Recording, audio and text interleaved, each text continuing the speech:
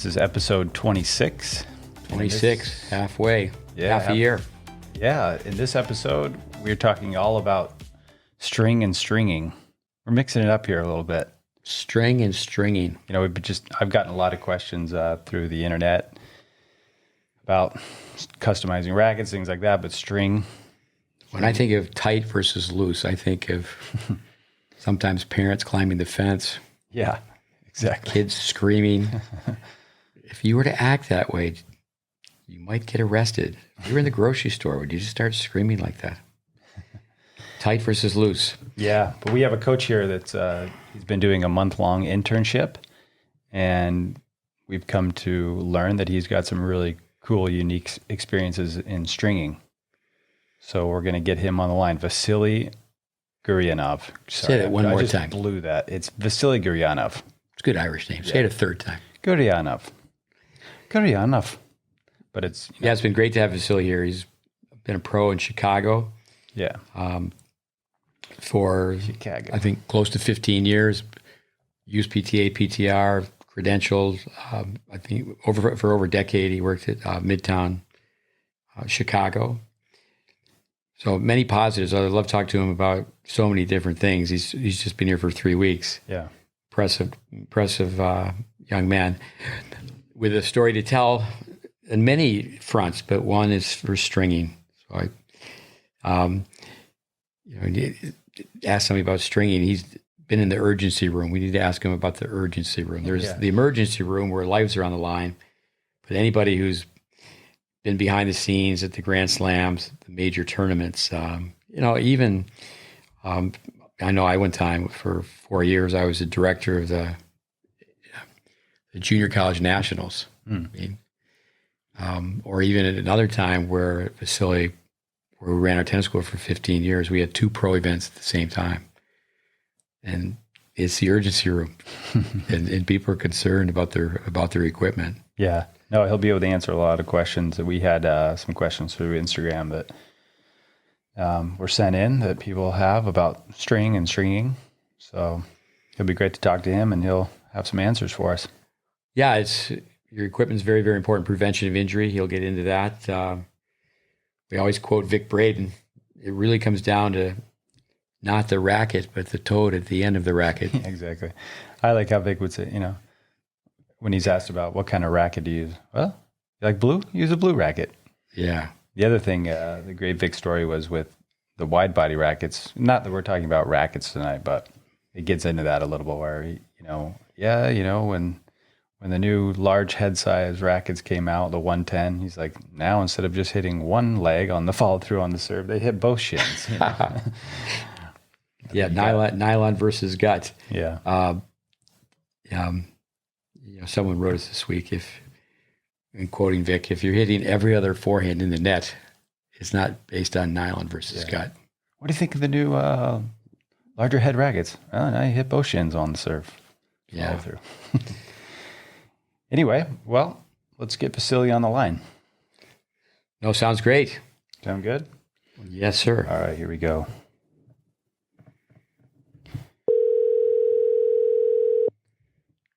Hello? Vasiliy, good evening. Welcome to the show. The GreatBase Podcast. Steve. I think I blew it first. I said Guryanov, and then I corrected myself, Guryanov. There you go. You got it. Perfect. No, thanks for being on here. We're going to go through a lot of great stuff with string and stringing, and excited to talk to you and about your experiences. I just told the listeners. No, thanks for having me on the show. Yeah. I just told the listeners there's many, many topics. I've enjoyed you've been here 3 weeks so far. We have another week to go. It's been great to get to know you, and I know you've done so many different things in tennis.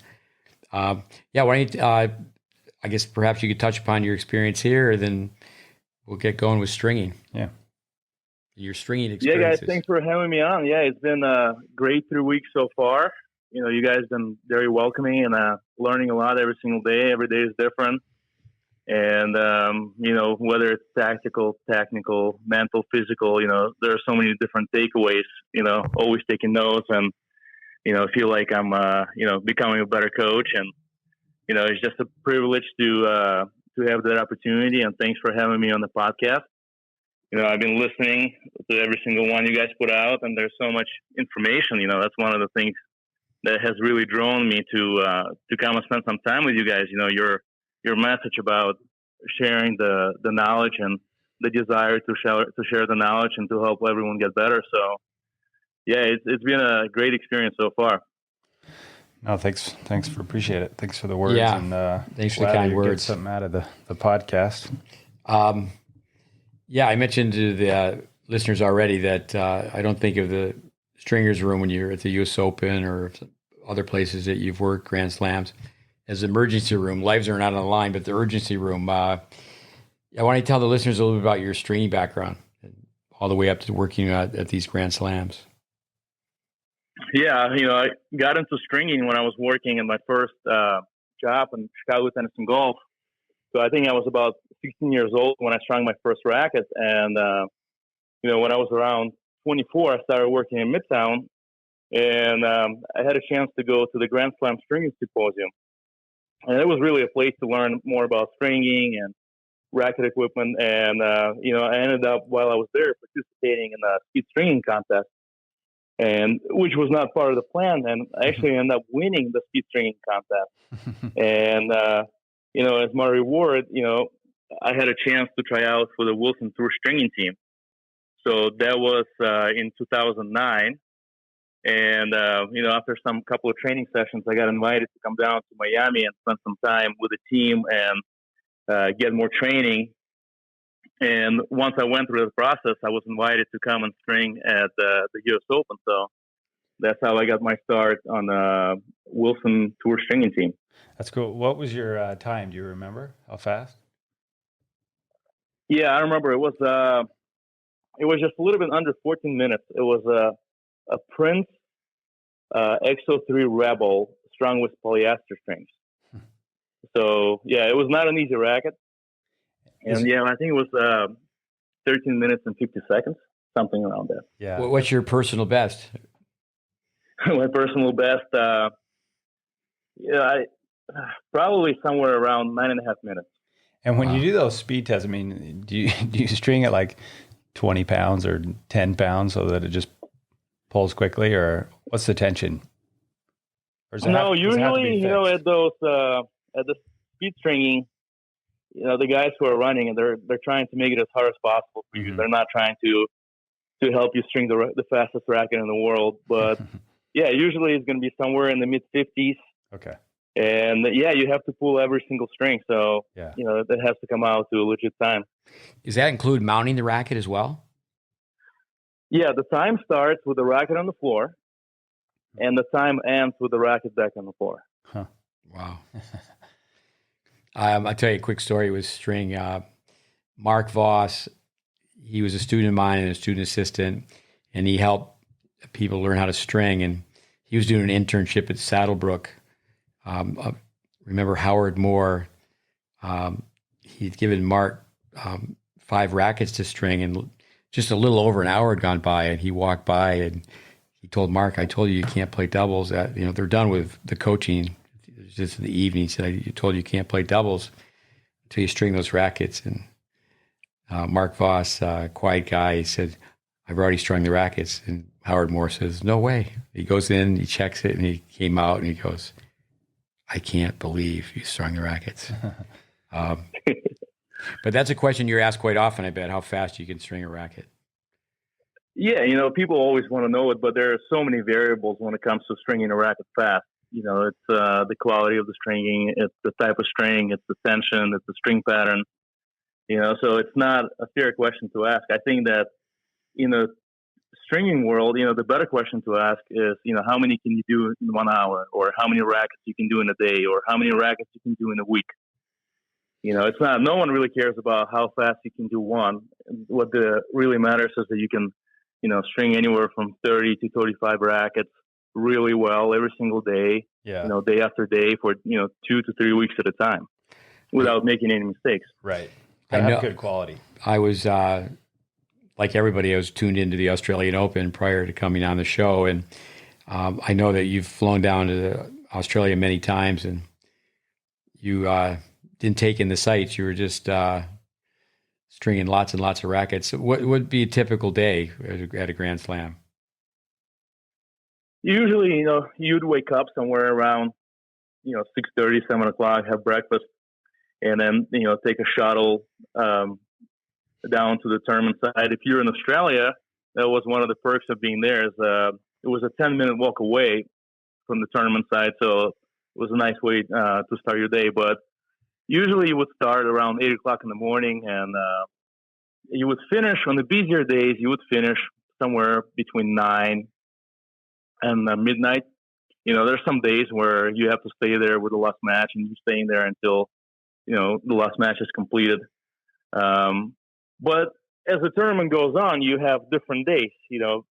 Beginning of the tournament, before the quali start, you have a couple of slow days, and then the day before the quali, it's the first big day, and then you have 2 or 3 days where you're getting a maximum number of rackets.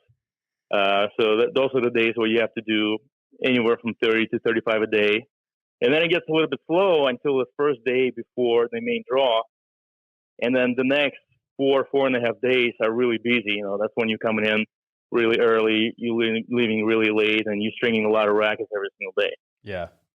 So every day is different, and there's definitely a flow to most of the tournaments, unless you're in Australia, because in Australia, the weather is so unpredictable. It's summer, it's hot, and maybe you guys remember a few years ago when there was a heat wave in Australia. Yeah.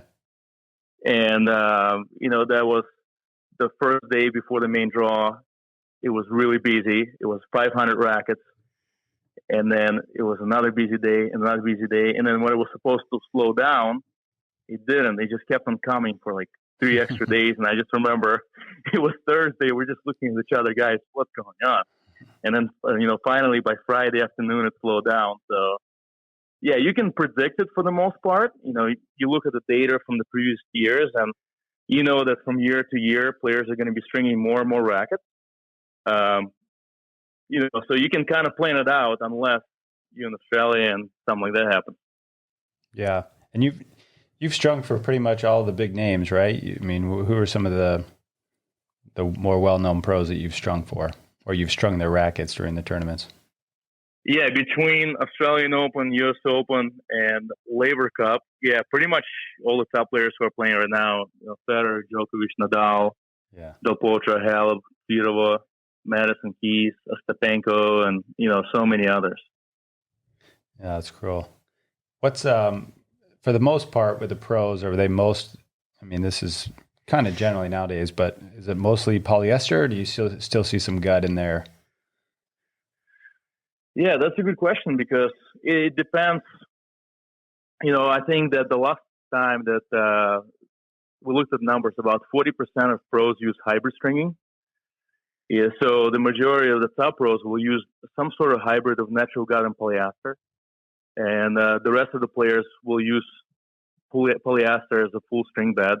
Some will do a hybrid with 2 different polyesters, but yeah, hybrids have definitely gone up in numbers in recent years. And when you look at the top players like Djokovic, Federer, Serena, they all use natural gut in the mains, and then the Loxone polyester in the crosses. And that's one of the things they all have in common. Mm-hmm. They like that particular hybrid. They like natural gut on the mains. And when you combine it with that Loxone poly, which is a really smooth string, natural gut just slides on the poly and snaps back into place. And what you get is an awesome combination of power, spin, feel, arm friendliness. And those players, they do strike the ball so effortlessly, compared to the other players out there. So there could be something about the strength that they're using. What are the tensions that usually go with those? I'm sure listeners are probably curious about the tensions the pros are, especially with the gut and the polyester. Yeah, so Djokovic is somewhere around 62 pounds with gut on the mains and polyester in the crosses. Federer, he does different tension between mains and the crosses. I think he's somewhere around, I would say, 58, 60 pounds in the mains, and he goes down by about 3 pounds in the crosses. Nishikori, who uses the same combination because he had some shoulder injury, he went down in tension. He's somewhere in the 40s now. So on average, it's somewhere in the mid-50s. Yeah. So I know you've gone to the same tournament for numerous years, whether that be, say, New York or Melbourne. Do the players, are they pretty consistent year to year, or do you find they change some? Yeah, I mean, for the most part, players will be pretty consistent from year to year.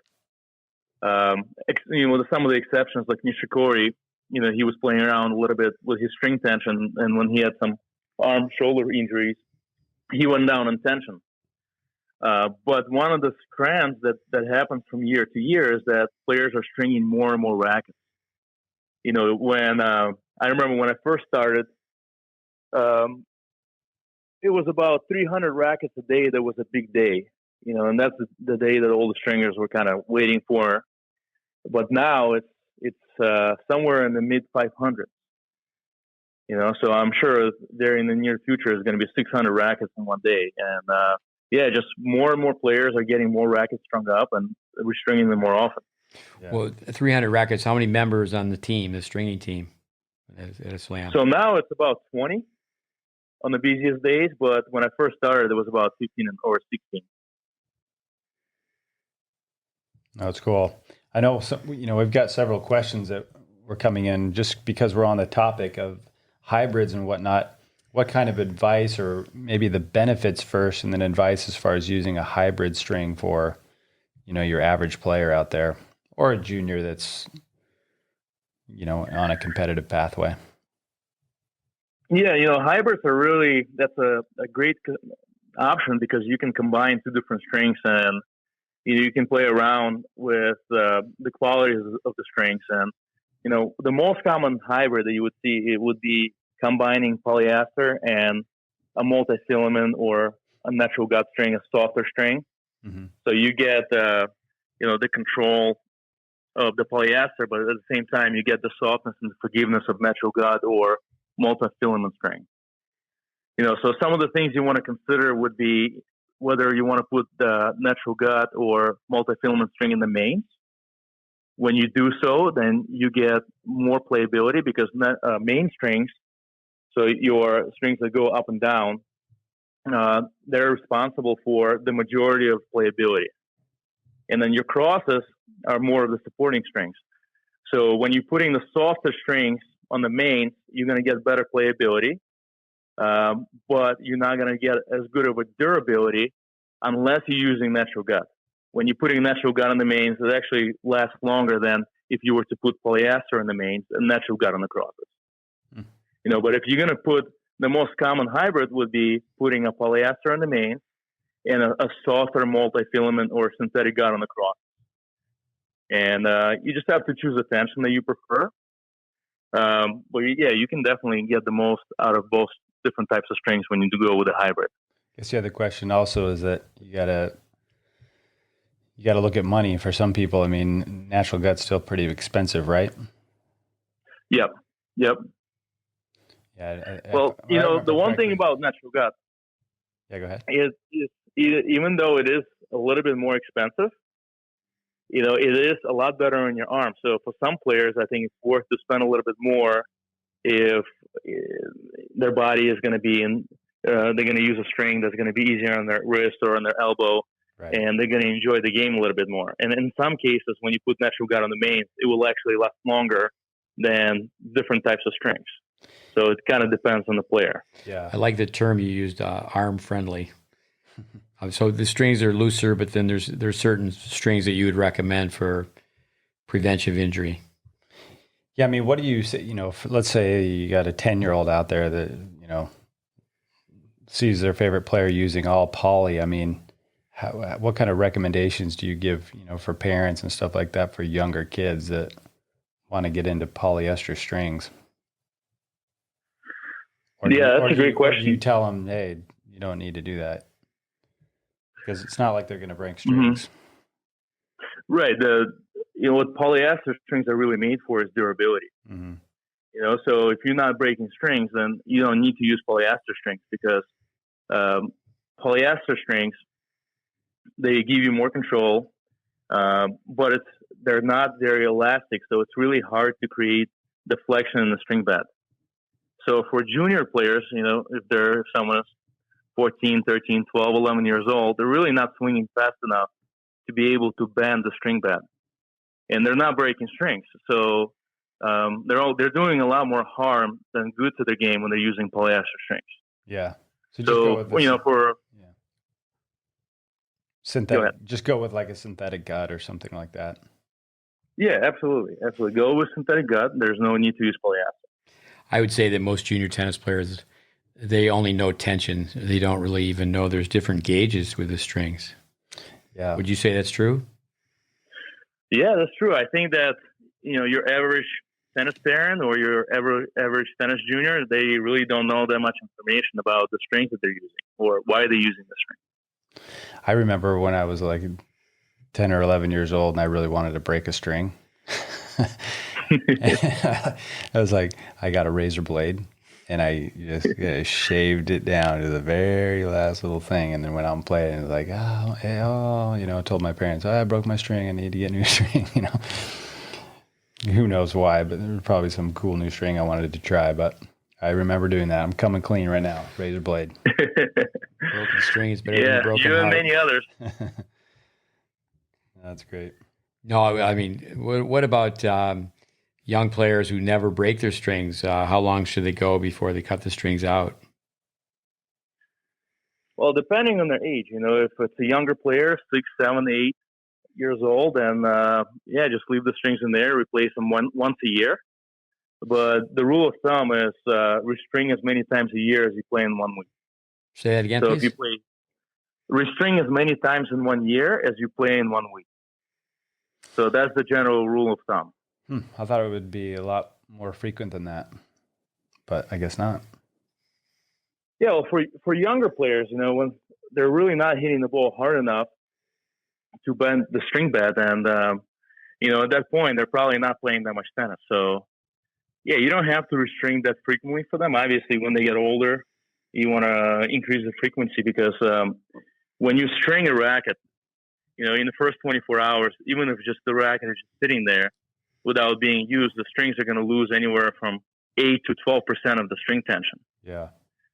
And then with use, your string tension is going to go down and strings will lose their elasticity. So you're not going to get the efficient return of energy back into the ball when you're hitting the strings. So it's just not going to be as arm friendly as the string wears out. So, restring them. Obviously you can double check and maybe ask your local stringer, whoever takes care of your racket if it's time to restring. If you're losing control or if you feel like the string is just not playing as well as it did in the beginning, then that's another good indication for when it's time to restring. But I think it's very much situational, based on how many hours you play per week, how seriously you're playing tennis. Just a lot of different factors that go into it. And you would keep that same general rule for your club player as well. Yeah, there's actually a tool that's called ERT 300, and it's a little device that you can use to measure the string bed stiffness. So when you get a racket strung, you put it in the middle of the strings, and it gives you dynamic tension. So it's a number that you can use as a reference number. And then generally when that number drops by 30%, then you want to go ahead and string the racket. So that would be like, so there's... Sorry, I was just going to say that would be like the string plane deformation, kind of a number for that, or? It's something a little different. It's the device, it sends vibration through the string bed. Gotcha. And it measures the stiffness of the string bed. Gotcha. Similar. Okay. Jeff Foxworthy, comedian, one of his stand-ups, one of his acts, he talks about, and maybe does this over and over again, you're a redneck if they're reading your wedding vows and out of the corner of your eye, you can see the football game on ESPN. You're redneck. But I always tell young tennis players, you're a tennis player if you could string your own rackets. I can remember my son Connor, 17, 18 years old, maybe 16. It wasn't the first time. First time he went to Germany, he went to play on a men's team. So he was, I say 17, so he's a little bit younger, he went to play on a team. But I said, you have to learn to string your own rackets. Sometimes these players, they get to the point where it's 3 a day, and it gets to be so expensive. When it comes down to, say, parents listening that have a goal-oriented junior or two, what do you recommend when it comes down to buying a machine? Yeah, that's a great question because I think the other day you did a little survey to find out how many players had their own string machine. And I think it was 10 out of 13 players had their own string machines. Yeah, when we talked to you about this podcast, I said, let me do this. And we had 13 players playing, and 10 of them had their own machine. I think it was only eight machines out of 13 because you had a brother-sister, sister-sister combo, that type of thing. Yeah, I think that it's a great investment because it's something, when you buy a stringing machine, it doesn't really lose its value if you take good care of it. And some of the things you want to consider would be your budget, how much, you can obviously afford. I think a good machine will start somewhere around $700 and, they go upwards to $10,000. But I think for the average player, you can buy a good stringing machine anywhere from $700 to $2,000. And some of the things you want to consider is the type of stringing machine. You have constant pull machines, which are electronic. So you plug them in, and when you set the tension head, it pulls the string to the tension, and it continues to pull until you let go. Mm. And there's manual machines with the cranks where it's got a mechanical mechanism that you'll pull the string until it gets to the tension, and then it's just going to lock out. So generally, a constant pull machine will string the racket a little bit about 10% tighter than a crank, than a mechanical machine. And obviously, the constant pull ones are going to be the ones that are going to be in the higher range, and the cranks are going to be at a lower range. But you can get a really good stringing machine for starting around $700 from Gamma or Alpha. If you have a bigger budget, then you have more options. But I think that's where you want to start. Yeah. The electric machines are they more accurate than the crank ones? Or can you still get a pretty accurate string job on the crank ones? Yeah, I think that, when it comes to accuracy, so when you do a number of rackets, can you string 5 rackets and have them all be the same? Mm-hmm. Then both machines could be very accurate. Now, it's going to be a different result between the two of them. But I think that when it comes to accuracy, if you calibrate your machine, I think you can get good results with both of them. So it kind of depends on the user a little bit, how consistent you are.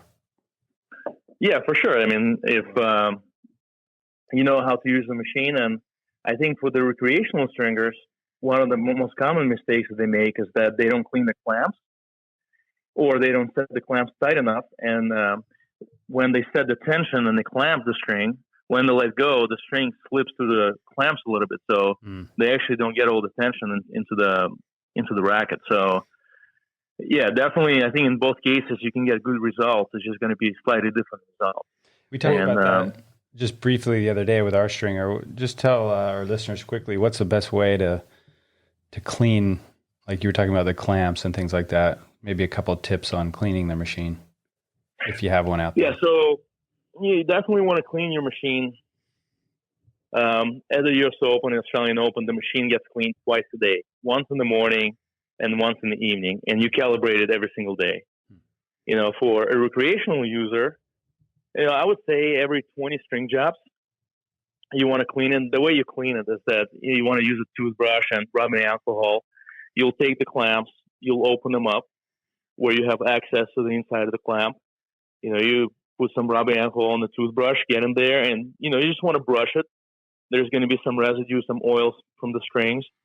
So you want to clean the inside of the clamps, and I think it will also be very helpful if you clean the bases of the clamps as well, the surface that they slide on, so that sometimes it gets really dirty, and you just want to make sure that you don't get any slippage because of oils. Yeah.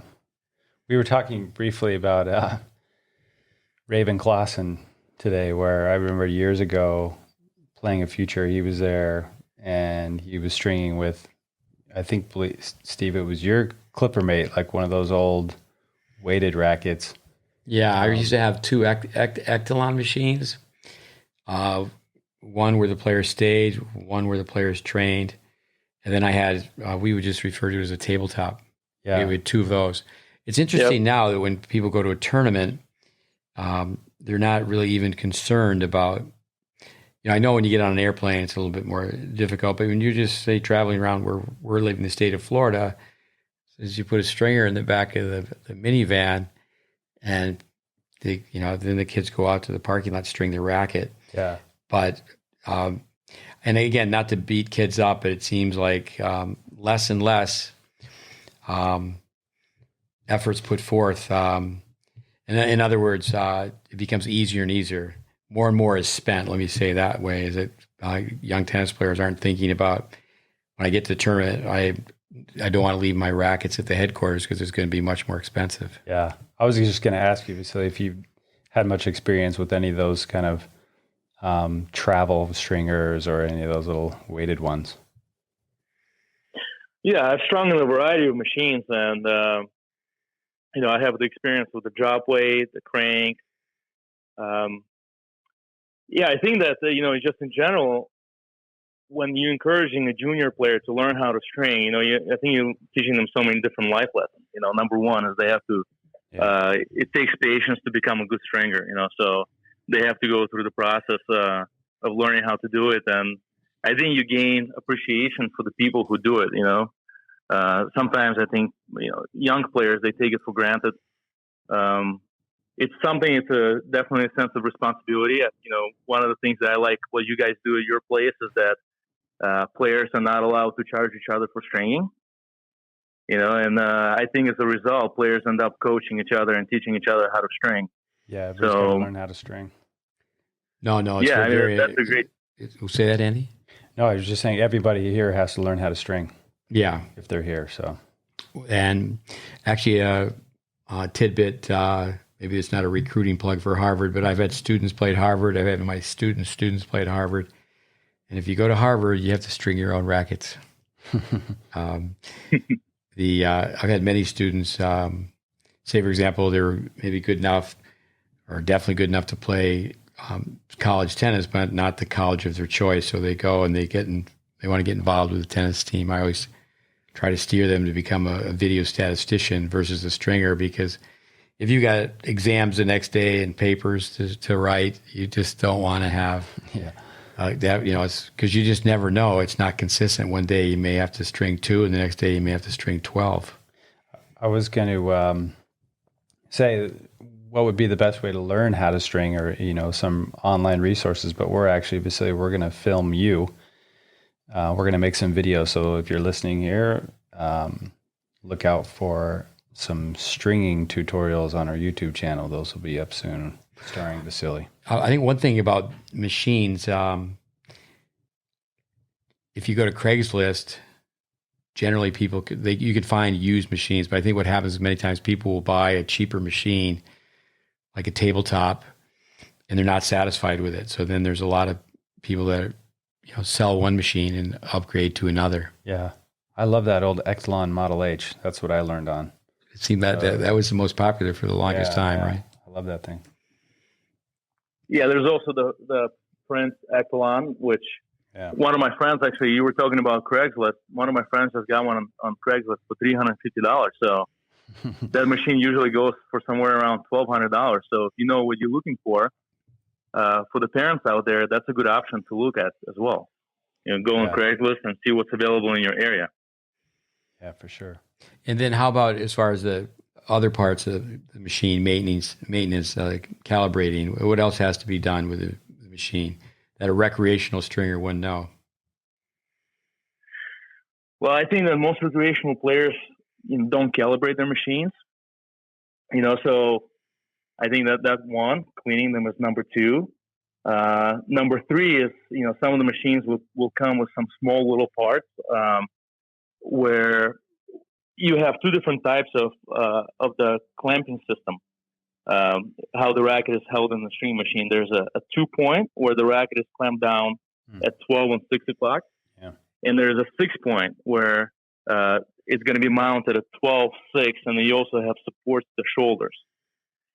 So sometimes those pieces will come with plastic attachments, and you just want to make sure that they don't fall out of place. Because if they do, and then the metal piece, the metal part of the post is going to be right next to the racket, then you may damage the racket a little bit. So, yeah, I think just look after it. It's an investment, so just kind of look after it, care for it. And, whenever it's time for you to upgrade or if you want to get rid of it, you'll be able to get pretty good value out of it. I think with juniors, the hidden scoreboard, the hidden numbers, everybody's so focused on the UTR, but there's also the SAT and the GPA. I find that many times players, I know that we've talked about quality, and it's not a matter of just to see who can or string the fastest. But what are a few recommendations, lessons you'd have, tips you'd have for someone to string faster? Yeah, so, obviously you want to string the racket fast, but, you don't want to go too fast because if you're going too fast and you're pulling the crosses really quickly across the main, you could burn the string. So at the US Open or Australian Open, they want you to do a racket in about 18 minutes. So there's such thing as an on-court racket. So a player, while they're playing a match, they're going to send you the racket to do right there and then. And about 18 minutes is how much time you want to spend on it, from the racket coming in to cutting the strings out, mounting, stringing, straining the strings, stenciling, putting the label on it, bagging the rackets, and sending it out to the court. So some of the stringers can string a racket in 10 minutes, but the 18 minutes is what's required. So I think for those of you out there who are trying to become more efficient stringers, you want a couple of things you can do is you can time yourself and see how long it takes you to do the mains, how long it takes you to do the crosses, how long it takes you to mount the racket, just to see, what your inefficiencies are. You can videotape yourself and you can see from the side. Number one mistake that recreational players, stringers do when they're stringing their own racket is just there's a lot of time wasters. They're just kind of taking time in between pulling strings or feeding them through the mains and then tensioning them. So timing yourself, anything that you can measure, you can improve. Mm-hmm. Usually, if you're a good stringer, you can string the mains in about 6 minutes, and then you can string the crosses in about 8 minutes. Although the person who was training me on the Wilson stringing team, he told me to do the mains in 2 minutes. That was a goal that he set for me, so, and for everyone else who was on the team. And I think that, most stringers were able to get the time down to about 4 minutes for the mains. And it's okay to double or triple pull, right? No. I'm just kidding. Yeah, you got to pull one string at a time. I was going to ask you quickly, with the burning, is that still true with the poly strings as well, or is that more with synthetic gut or gut? Like, do you have you can burn any string. Okay. So you still have to make sure to be careful with the poly. Yeah. Yep, especially with the ones that have texture to them. Yeah. Those they have the sharp edges, and if you're not being careful with those, then you're definitely going to burn through them as you're stringing them. Those are a pain. Are there any strings out there? You don't have to name a company, but are there any strings out there that you just loathe? Like, oh man, I got to do this kind of string. What's the most difficult? I mean, gut, you got to be really careful with, right?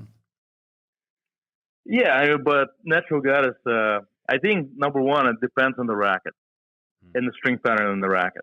If you have an 18-20 string pattern in the racket with a small head size, it's going to be a little bit tougher. If you have a really open string pattern, then more and more players are playing with more open string patterns with 16 mains, 19 crosses. Yeah. So one is racket dependent, and there's definitely strings out there.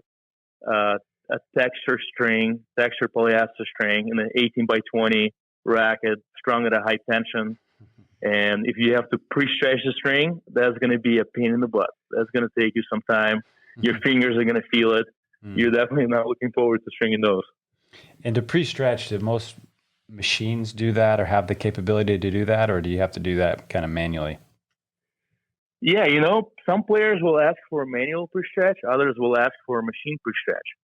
So when you're doing a machine pre-stretch, it's a function, and you can set a percentage, 5, 10, 15, 20%. And what the machine is going to do is it's going to pull the string with that percentage over the desired tension, and then it's going to release it back to the normal tension. But if you're stretching it by hand, and mostly which is done with natural gut, is you'll put it around a pole or some sort of fixture. Yeah. And you have those starting clamps. You'll secure the ends of the string in the starting clamp, and then using your weight, you're gonna lean back, and it almost looks like you're surfing as you're going through it. You're putting all your weight into it. You're getting all the slack out of the string. So stretching it by hand, it really depends on the player. Some players prefer to have a set number on the machine so they know it's going to be consistent. Others prefer if it's done by hand. So it's kind of 50-50 when it comes to the pre-stretch recommendation preferences. Yeah. Let me ask you about the USRSA. I used to train coaches, as you know, in a formal setting where they would get a college degree, but we organized 7 certifications. And I think the most difficult one, I think people who went through that program would agree that it was stringing. You can BS. Unfortunately, you can BS as a tennis teacher. No. You can masquerade. You're feeding balls, and it's kind of like being a used car salesman, and you convince people to buy a car without tires because you'd save on air. But with the USRSA, being part of the a Grand Slam team, stringing rackets at prestigious events like the Laver Cup. Are you a member of the USRSA? I know at one point Dave Bone, who worked on a staff that I ran a group of coaches, and he was our administrative coordinator. He purchased, I think it was from Jill Fonte, he purchased USRSA. What's the status of that organization now, and are you a member? And I know most people are, it's just like in tennis teaching, less than half of the people teaching are certified. What about with stringing? Yeah, I'm a USRSA Master Racket Technician. So that organization is doing really well, and I'm also a member of European Racket Stringer Association as well. They have their own test, but that's a great way for you to get into your feet wet and learn more about stringing and prove that you can string a racket. Although with a Master Racket Technician certification, that certification alone is not enough for you to be qualified to string and tour, because the tour certification is a lot more extensive. And who do you do that through? So it really depends. With the Wilson Tour stringing team, it's done through Ron Rocky. He's the one who runs the team. And I mentioned earlier to you the Grand Slam Stringer Symposium, International Alliance of Racket Technicians. They used to hold an annual symposium, and for a few years it was actually here in Orlando. And as a part of that symposium, they had a speed stringing contest, where the best stringers would come in and they would compete in different scenarios. And usually the winner of that event, or the top 2 finishers, depending on their talent level, then they were chosen to go on and to the next steps of training, because to get trained and to become a member of the team, it's an extensive number of hours. Just like on the tennis court, they say that the first 10,000 rackets you string don't really count. Wow.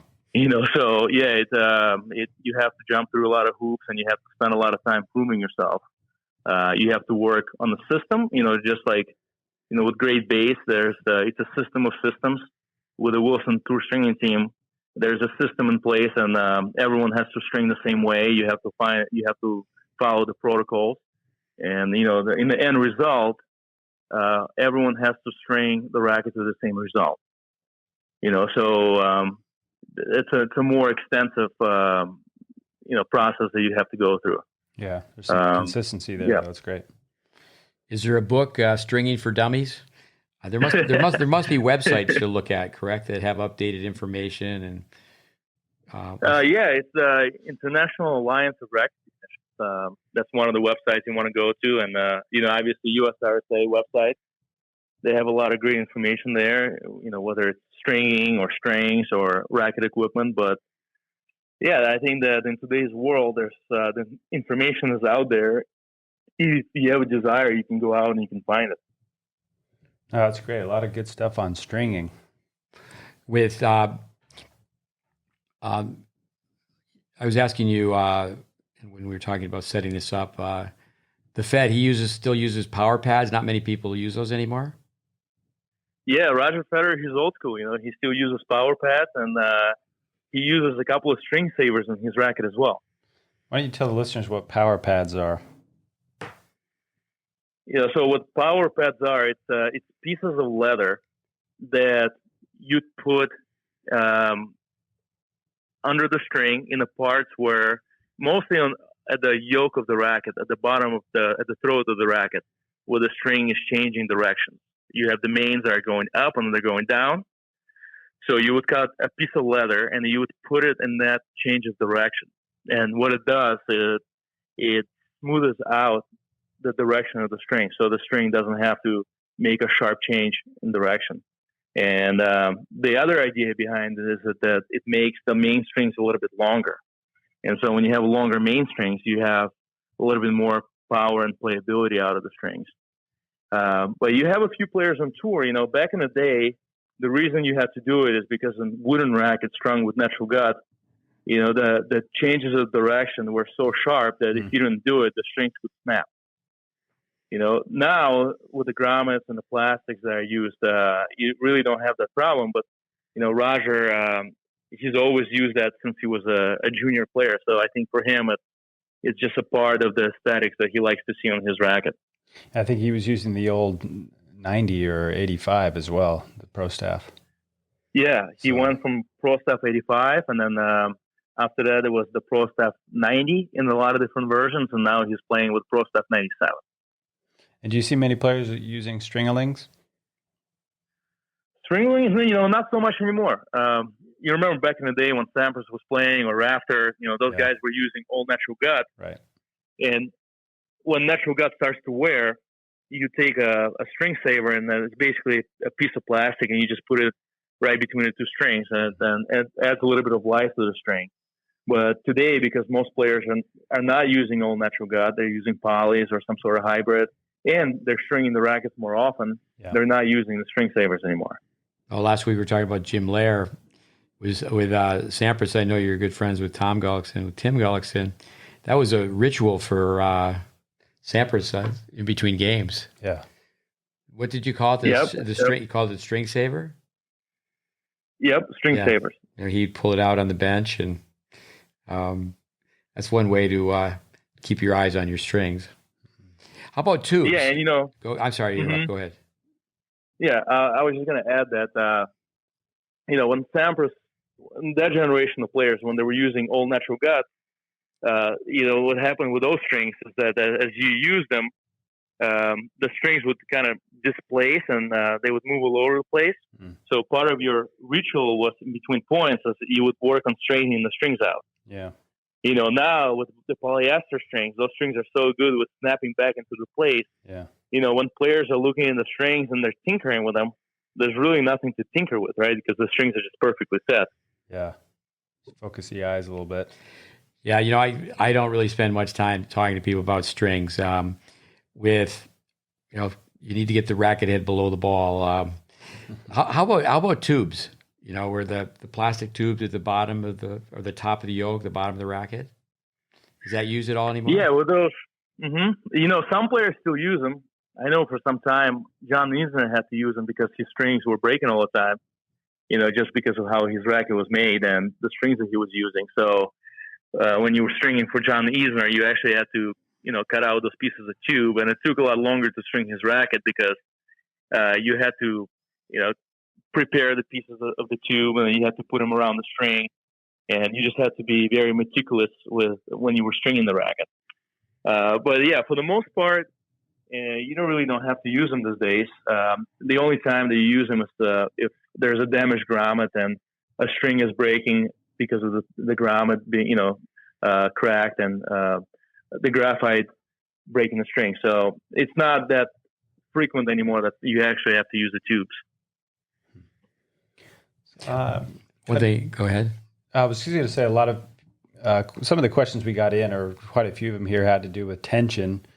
What are some things you can tell us or the listeners about tension as far as, for more, I know some things are just kind of perception and feel, but based, for topspin or for power, for control, indoor versus outdoor, conditions, things like that. What kind of general advice would you give people as far as tension goes? Yeah, that's a great question because, especially I think with poly today, and things like that too. Yeah, usually, the rule of thumb is with polyester strings versus synthetic strings, you want to go down in tension by 10%. So if you're stringing your polyester, if you string your synthetic strings at 55 pounds, then with the poly, you want to go somewhere around 49 or 50 pounds. Now, most of the players today, we see a lot of juniors, and these kids are 10, 11, 12, 13 years old. They're using polyester strings, and they're stringing it somewhere around 50, 55 pounds. I mean, that's, first of all, they have no business using polyester strings, and the tensions are, most juniors use tensions that are way too high. Yeah. So you definitely want to use the lower string tension that you can control. A good way to find that is you want to play around with the setup. I remember a few years ago, I was around 57, 58 pounds, and I remember the first time I tried stringing my racket at 46 pounds. It just felt so foreign. Took me a little bit to get used to it, but now most of the juniors will be somewhere around mid-40s. Mm-hmm. And that's a really good place for them to be. But we just see so many injuries, to the wrist and to the shoulder. And, the string is the only thing that hits the ball. And when the string is stiff and it's strung really tight, there's going to be a lot of tension, a lot of pressure that the player is going to put onto their joints, especially when they're growing. So number one is you want to use the lower string tension that you can control. A lot of people will ask, what's a better string for power? What is a better string for control? And in the lab studies with different string tensions, what they found is that the speed of the ball coming off the strings doesn't really change at different tensions, whether you're stringing at 40, 45, 50 pounds.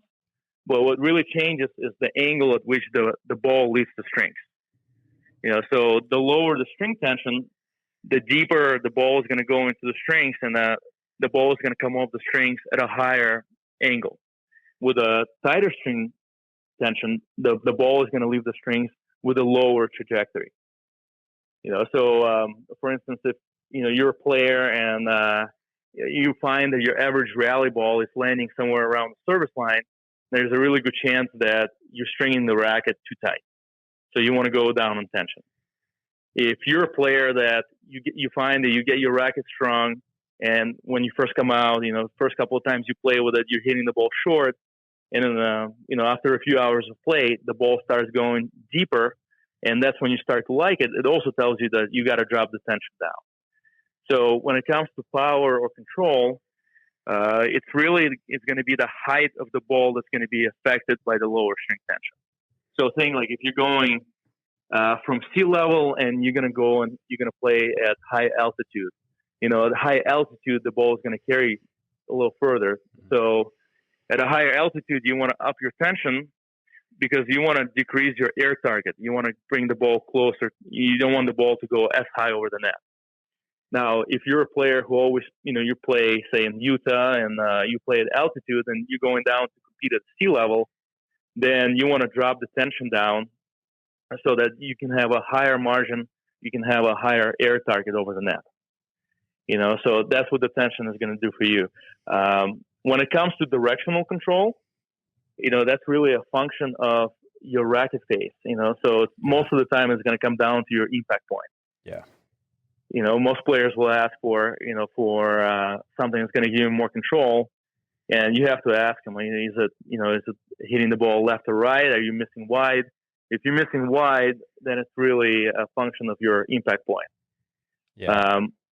Another question that people ask is going to be on topspin. Obviously in today's game, with all the analytics that we can do, what we're learning is that, the better players are hitting the ball with more RPM. Rafa, he's somewhere around 5,000 RPM with his forehand.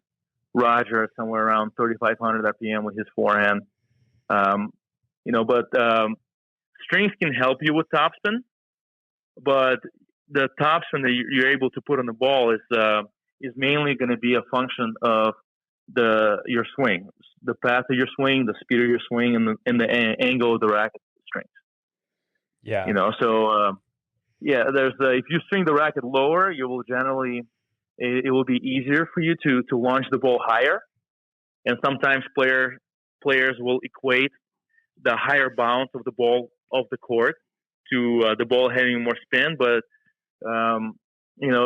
when the ball clears from that higher, it's going to take a higher bounce on the other side. Yeah. So when you string the racket at a lower tension, you can launch the ball higher, and the ball is going to bounce higher off the court. So that's going to help you with just getting more of that effect of added spin. But usually, the lower the string tension, then the easier it's going to be for you to hit with a little bit more spin. One thing on tension, grip tension. Analogy for grip tension is, the looser the better. Maybe not when you want to give someone the firm handshake. I guess in the pandemic, we're giving people elbows now. But we'll have a first-time student. I know you've seen me do this during your internship, where someone's here, we're filming them, and then after we film, we're going to work, and they're in the ready position, and I go up and just pull the racket. And I always feel like I'm the motorboat and they're the water skier, because they're hanging on the racket. They're hanging on the racket so tight. Yeah. And then you tell people, your shoulder can't be loose if you're just have the death grip with the racket. So I think that's a good way to explain string tension. It's the same as grip tension. If they're really too tight, it's going to be a problem with injuries. There's a book that I like. It's a good reference if you really want to nerd out on some physics things. It's the physics and technology of tennis. They really cover a lot of things on string and rackets and all kinds of things. And he basically says, you string the racket at a lower tension, you get 1% more power. But his point is, if you want to get more power, learn to swing faster. And the same thing with control. Like you said, Vasiliy, it's where is that racket face pointed? So, learn to have a longer hitting zone. So when it comes down to the basic kind of engineering things with strokes. So with the thickness, the string, the gauge goes up higher, the material is a key factor. Could you talk a little bit more about playability? Does it work pretty much with the more durable your string, the less playability? The more the difficult, or it's tougher on your arm? Yeah, for sure. Playability is usually elasticity. The more elastic the string, the more playable it's going to be. So it's going to return more of the energy back into the ball. So the most elastic string out there is natural gut. And when you measure the stiffness of natural gut, it gets rated. There's a number that goes from 0 to 300. And most natural guts are going to be somewhere, between 60 to 90 in terms of the stiffness of the string. While polyester strings, which are really made for durability, those are going to be between 200 to 300 in that range. But elasticity of the string really depends on the material. Natural gut being the most elastic. Then multi-filament strings that are made with polyurethane, they're going to be really elastic as well at a better price point. And then you go to synthetic guts. Synthetic guts are going to be more elastic than polyesters, but not quite as elastic as multi-filament. And then your polyester strings, they're really made for durability. They're not made for anything else. So as you're going through the materials, the playability is going to change. And I think for most recreational players, if they're not breaking strings that often, then natural gut will be the best string for them to use, because it's going to be most elastic and it's going to have the best tension maintenance as well. So, that's a really good consideration for them. Here's a question for you. Today, you were observing, and we had players playing with wooden rackets. What should the tension be of a wooden racket? The numbers used to be much higher, correct? That's a great question. Yeah, it was actually a lot of fun to see the players play with wooden rackets and how they had to adapt their game. And, we definitely saw them going forward a lot more today. Yeah, I mean, it lets you know very quickly if you have a long hitting zone, if you're using your shoulder. If you're just playing lower arm, it's not as forgiving as these updated rackets. I think today I was stringing the wooden rackets, somewhere between 45 to 55 pounds with a soft string. But going back to the players who actually played with those rackets, Bjorn Borg stringing his racket at 78 pounds. Right. Yeah. Because he just wanted to have all the control. He really didn't want his strings to move that much. But yes, nice multi-filament, 50 pounds. That's going to be a good tension for the wooden racket with a small head size.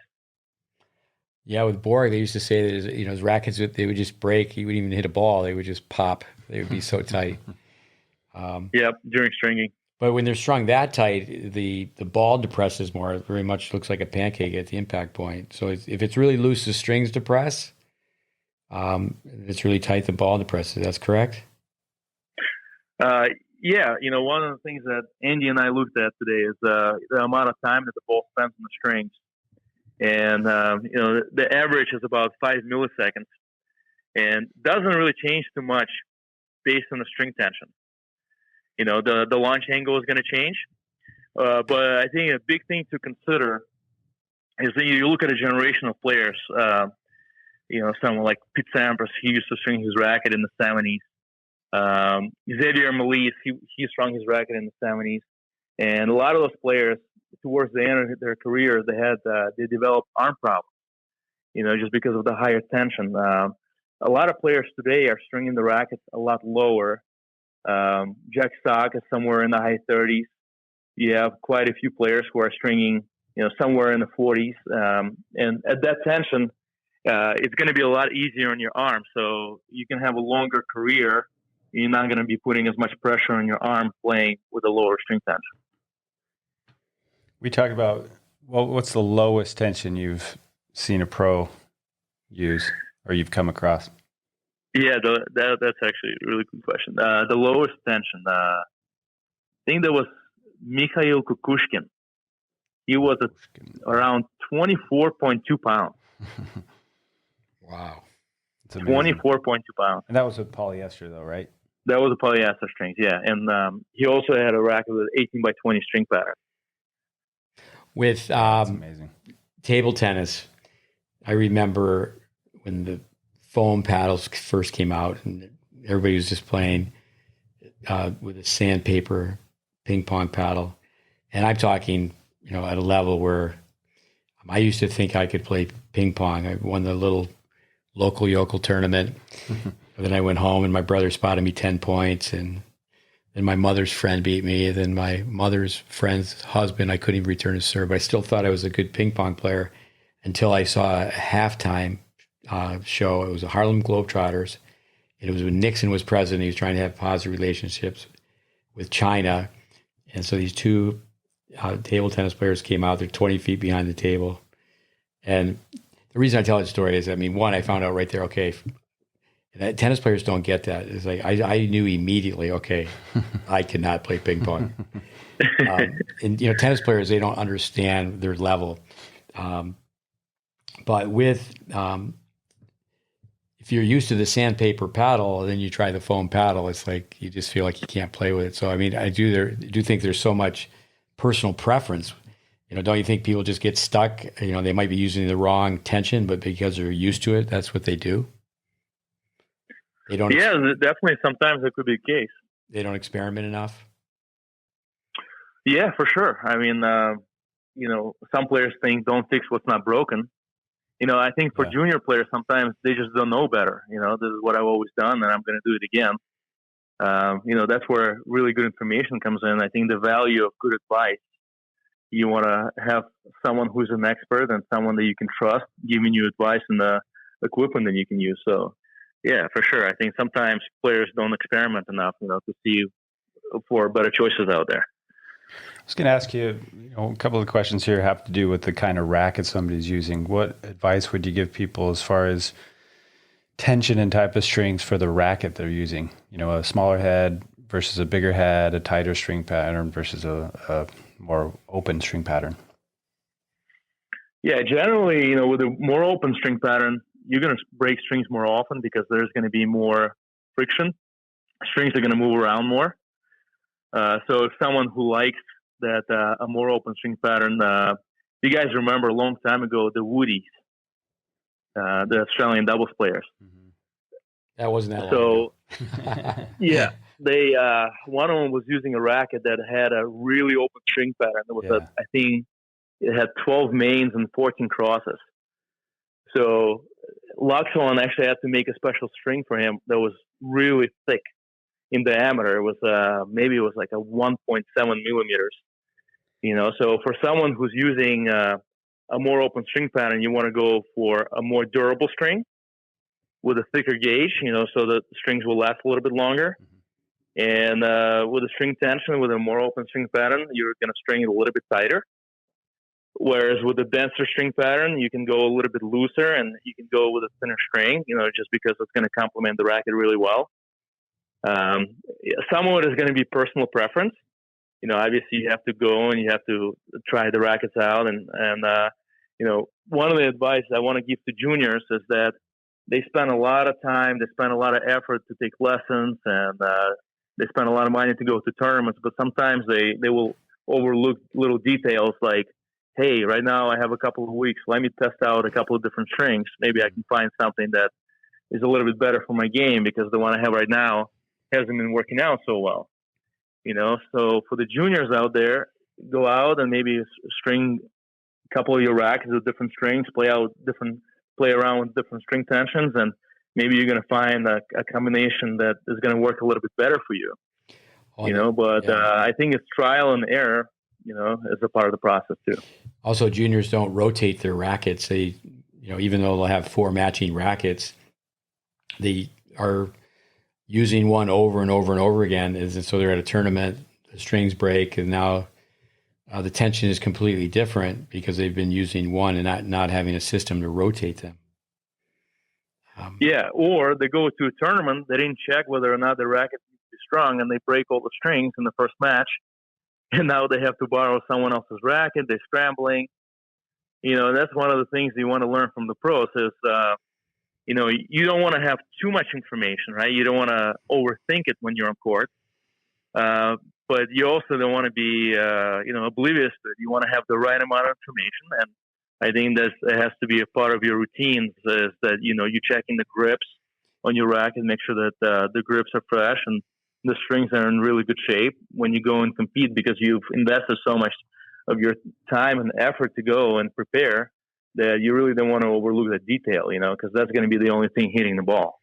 Yeah. Oh, and then when they do the bag check, they really should have their own string, because many times they can be at a tournament and they're out of the string that they would like. Maybe they don't even have it. Yep. Right. And that's a problem. Yeah. Being prepared with string. Do players still take, they take the 2 rackets out and they ping the rackets? Or, are the pros, is it now where they know the rackets are measured and, they can just trust that it's, there's the racket strung at 56 pounds or whatever they chose?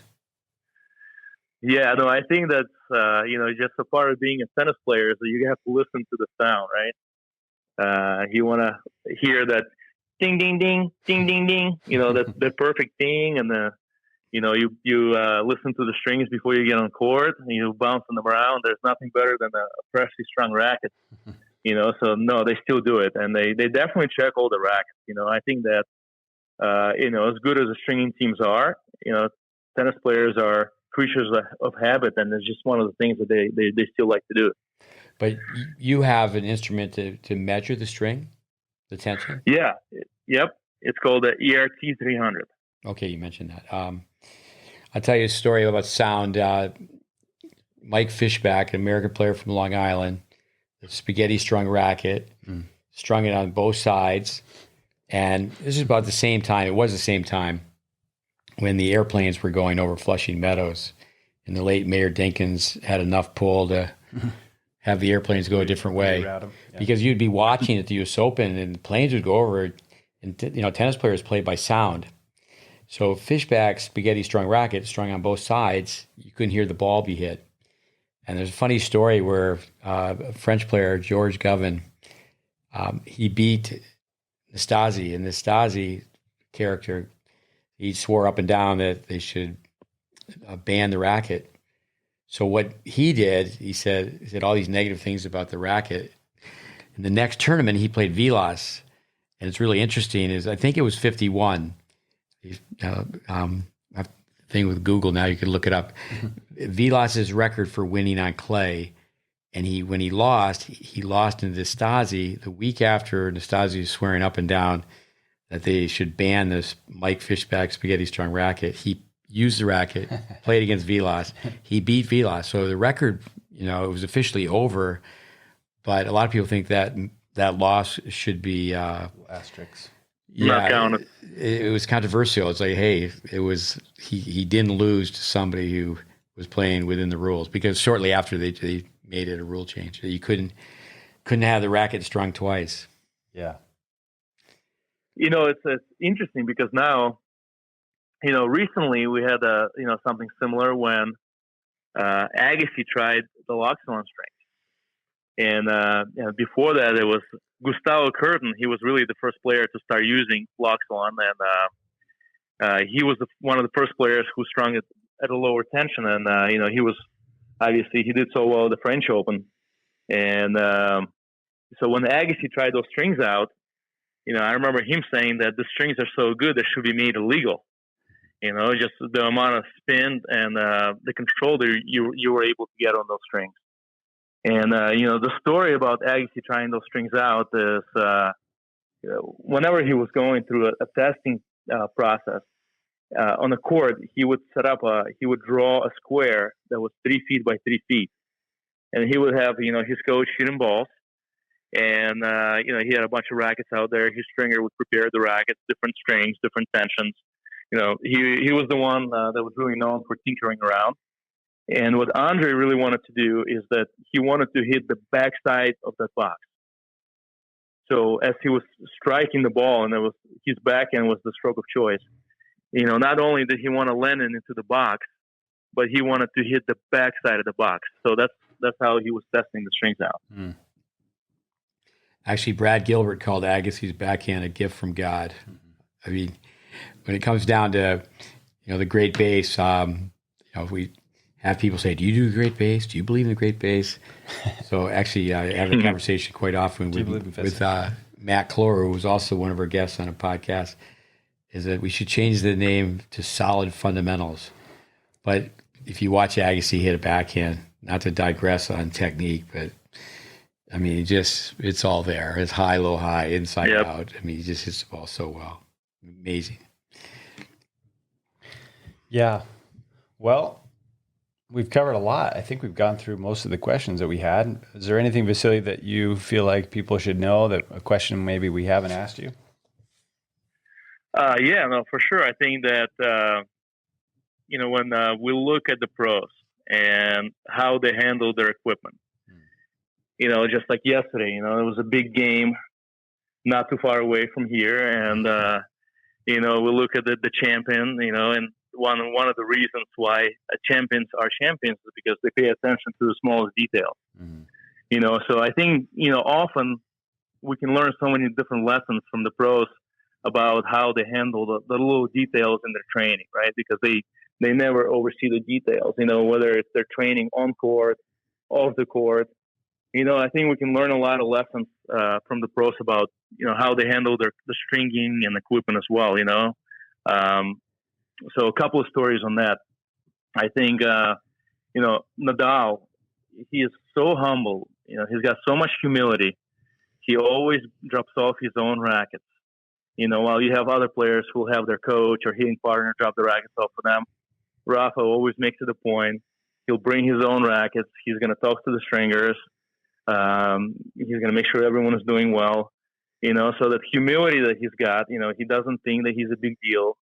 And I think the way it carries over to him on court is that he's always willing to improve his game. And, you look at his game over the years and how he improved his serve, his net game. He's become a better all-court player, I think that's one of the lessons that we can learn from Rafa. Well, you have a dog named Rafa. Why don't you tell me this other story that you've told me to our listeners about Uncle Tony telling him to serve and volley, and then why don't you tell the story? It's a fantastic story. Yeah, we were talking about how, Uncle Tony was telling Rafa got to the finals of a big junior tournament in Europe when he was a junior. And Uncle Tony told him, Rafa, in this final, you're going to serve and volley every single point. And Rafa looked at Uncle Tony. He's like, Uncle, if I do that, I'm going to lose. Okay. He says, Rafa, you're going to serve and volley every single point. And, Rafa went out and he served and volleyed every single point, and he lost. And when he got off the court, Uncle Tony looked at him and said, Rafa, you're going to be a good player. And that's one of the things that he says, that when Rafa did it, he knew that he had the discipline to do what it takes to become a champion. Yeah. So to be coachable. Yeah, there's another Rafa story, and this one is not as good. And, because Uncle Tony was trying to instill all the best values in Rafa. When it comes to equipment, he would always ask Rafa to pick up all the tennis balls, and he was a lot harder on Rafa than he was on other junior players. But in one of the tournaments, Rafa was playing with a broken racket, and he lost the match. He got off the court, and Uncle Tony looked at his racket, and he's like, what are you doing? You're playing with a broken racket. And Rafa's response was, well, you told me not to, that equipment doesn't make the difference. It's the player. And Uncle Tony said, Rafa, well, there's some exceptions to the rule, and this was one of them. So, equipment. Yeah, I think. Go ahead. I was just going to say, whether it's a skier, a skater, there's some sports. I mean, maybe in basketball, it's just you got to have the right shoes, the right size shorts for that matter. Everything's that you do want to be ready to go, be comfortable, and it ties into the psychology of it. I remember when I was a kid and I was going out for a college hockey team, and I had new skates I had to break in. So, you wet in the socks, you walk around with the skates on. But I actually remember hitchhiking 70 miles one way to get the skates rockered by a certain guy. And then also I befriended a guy. I was being a little selfish, is that there was a city like 70 miles away, and they had year-round skating. And he was going home several weekends. He was going home every weekend to see his girlfriend. And I said, hey, I need to go with you to your house on the weekends. And I would hitchhike to where the rink was, where they had you just public skating. So you want to break in a pair of skates. I remember being a kid, being like 12 years old, and I was a captain of a Pee Wee team, had to run a practice. And we had all this hockey equipment. So just as, I'm going to try these skates. And I took these old pair of skates, just terrible old skates. And I was supposed to be running this practice. I couldn't even stand up because it was a different pair of skates. So in every sport, I think it's pretty much that way. But I'd like to hear like the toughest day. How many rackets have you strung in one day, and how long was the day? And yeah, those are good days. I remember when I first started on the team, and I went out to dinner with Ron Rocky. He was the manager of the team, and I asked him, during my first tournament, I was like, Ron, I want to feel the pain. And he said, don't worry, I'll take care of that. So I think it's just one of the rites of passage, just is that, in that environment, when things get really tough, it's all about the team morale, and everyone is in it together. So, the toughest days, I think the first tough day is, I think it was in 2011, there was a hurricane that was coming to New York, and they closed down Flushing Meadows for a day. So we couldn't string rackets. But when we got in on Sunday, we had to string basically 2 days worth of rackets. And I think in that one day, I did about 41 or 42 rackets in one day. Man. So that was in terms of the quantity. One of my friends one day had to do 51 rackets all on his own. And, that's cutting strings out, stringing, stenciling, putting the sticker, bagging, and then delivering the rackets to the player. The longest day, that was, I started 7:45 in the morning and finished at 3:00 in the morning. Wow. And, part of the reason is there was a rain delay and at Flushing Meadows, and the ladies match went 3 sets. And of course, Cole Schreiber played against Isner, and they had to go 5 sets. So we were there from early hours until really late at night. That was probably the longest day out there. What about the treatment of your fingers, like a guitar player? Do you ever have your fingers bleed? Well, for some of the stringers, yeah, but they kind of just get calloused over, and they get pretty tough. But you learn how to string so efficiently that the fingers get pretty rough over time. But I remember my first Australian Open. After a couple of really long days, I went to the bathroom and I just washed my hands with some warm water and soap, and I just felt like the most amazing feeling in the world. I was in heaven. So, yeah, they take a beating. I think that just like with anything else, I think it's a lot of it's mental. To be able to handle a lot of days in a row and being on your feet and handling the stress, the pressure, the constant work. But one of the takeaways, why I enjoyed it so much is there was a team camaraderie. Ron Rocky really built up a great team, and the training process that you had to go through. Our training was really hard. So by the time you made it to the team, that you were tough and you were very appreciative of the opportunity, and everyone was a hard worker. So when you're in it with a team, then it just makes it so much more fun. Yeah. So it makes it easier to get through the tough days. Are you allowed to, as stringers, can you pop in use some earbuds and listen to tunes or a book on tape? Yeah, for sure. Oh, okay, you can't. You don't have to be that focused. Yeah, for sure. It's almost, stringing is almost so much easier these days because you can have your iPad, you can watch a bunch of movies, you can, with the wireless headphones, you can listen. And so it's definitely when you come into the stringing room and everyone's wearing their headphones, that it's a really busy day. So yeah, but yeah, it makes the time go by a lot quicker. You can watch different movies, listen to music, and maybe watch a couple of podcasts, learn a little bit. Well, I know you and your family are immigrants to Chicago. We should have the juniors that you're helping us with tomorrow. We'll see who can spell your last name or who can spell Uzbekistan. Am I saying that right? Good. Uzbekistan. Uzbekistan. And how do you say your last name again? Guryanov. Guryanov. Come on, you got to sing that. Guryanov. But coming back to this, we're gonna practice tomorrow. coming back to this, I feel the pain.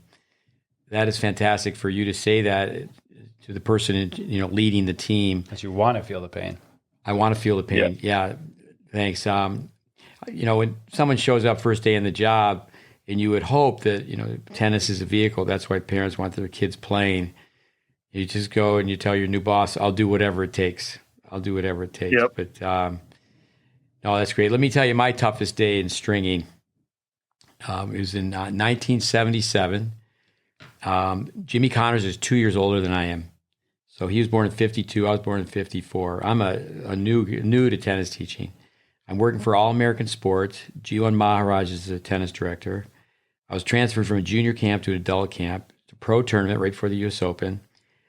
Top notch, Stowe, Vermont. And there's an adult tennis camp going on during the tournament. And so we had a lot to do with the tournament.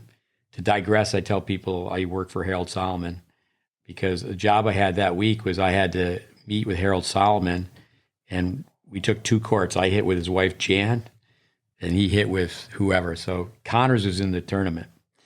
So Jiwan was friends with Connors. Jiwan's a great player himself. So everyone's excited. Jimmy's number 1 in the world. So I'm 23. He's 25 years old. And Jimmy Connors is going to come up to the clinic at the end of the day, and he's going to talk about single strategy. And we're all pumped. I mean, again, newbie to tennis. Jimbo's going to come up. So we wait and we wait. And I'll tell you, he didn't show because his T2000s were all strung with gut. They were strung too tight.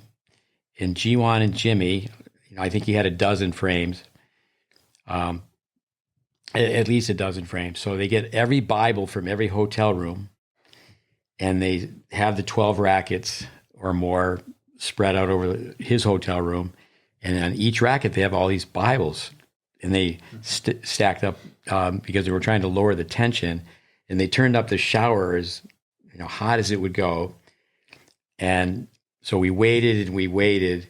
And then I saw the gal come up from the pro shop because the court we were on was a picturesque place up in the mountains. And I just knew because we waited and waited. So she comes up, and it was the toughest job I ever had in tennis. It was only, maybe 35 people, adult tennis players. And the young gal came up and said, Steve, G1 says you have to do the single strategy. Mm-hmm.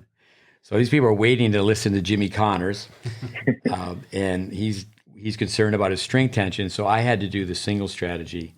But actually, I thought I did a better Jimmy Connors than Jimmy Connors with his grunt and all his ball bouncing and how he shook his head and the gold chain on his neck. So I had all the rituals. So I started with doing an imitation of Jimmy. So everybody liked it. Next thing I know is that the next day I had to do it for Connors. And everybody laughed a second time, but Jimmy didn't laugh. But that was so my toughest day in tennis was related to Jimmy Connor wanting to have his rackets be looser. I think it's a good tip for listeners out there too. If your rackets are strung a little too tight, there's nothing heavier than the Word of God. You just stick some Bibles on there, and one thing really that I think people would be surprised that I would say this, and it's changed for the better. But if you coach tennis players to become good enough to travel around the world, besides being able to string rackets, and we'll ask old players when they start to go overseas, can you drive a standard? Mm-hmm. It used to be you go to certain countries, and if you were to get an automatic, it would cost you twice as much to rent an automatic. And actually, it's a situation could occur where, and once a kid is driving a car, they should, in case there's an emergency, there's only one vehicle and it's a standard, and maybe somebody has to just be rushed to the hospital for stitches or whatever. So that's just, besides being able to string rackets, you should be able to drive a standard. I learned on a standard, so I was lucky. Yeah. I know you've traveled on a tour, Andy, recently, the last 5 years. Is it still the same, or as far as renting cars? Renting a standard? Is there everything automatic? I think it's pretty much automatic. I remember I was actually with your son, Connor. We drove through half of Italy in a rental, but I think that was automatic. Yeah. Yep. So we started with, I know that too many tennis players, goal-oriented juniors, the racket might be strung too tight, but what's worse is they're strung too tight. They're so, they're no play on words, but they're so strung out on winning or losing. You did mention a little bit about the Super Bowl, which I think is a great example. I love that it was a commercial. Do you win because you're happy, or how's it go? Do you help me out with this one? The tongue. I don't know if I remember it. I put it on Facebook today. You win because you're happy, or are you happy because you win? There you go.